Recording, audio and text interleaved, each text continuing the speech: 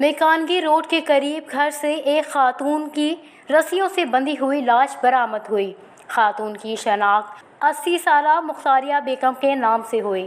مختاریہ بیگم 19 grade میں government teacher retire ہوئی تھیں۔ اطلاعات کے مطابق گھر میں مختاریہ بیگم اور اس کا بھائی رہتے تھے۔ بھائی نے قتل کا شبہ ظاہر کر دیا۔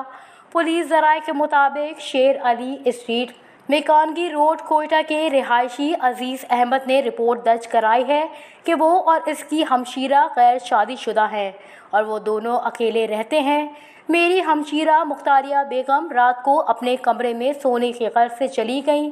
ان کے کمرے میں ٹی وی چل رہا تھا جس کی آواز بہت اونچی ہو گئی، جس پر انہوں نے اپنا کمرہ کھول کر ہمشیرہ کے کمرے میں جانا چاہا تو میرا کمرہ کھل نہیں رہا تھا۔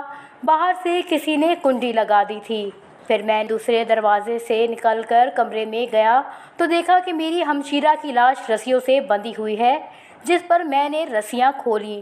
انہوں نے مزید بتایا کہ ہماری کسی سے ذاتی دشمنی نہیں، مگر ہمارا ایک ذاتی گھر اور صرافہ بازار میں 2 دکانیں ہیں جن پر لینڈ مافیا کی نظر لگی ہوئی ہیں، جس پر شبہ ہے کہ لینڈ مافیا کی جانب سے میری بہن کو جائیداد ہتھیانے کی غرض سے قتل کیا گیا۔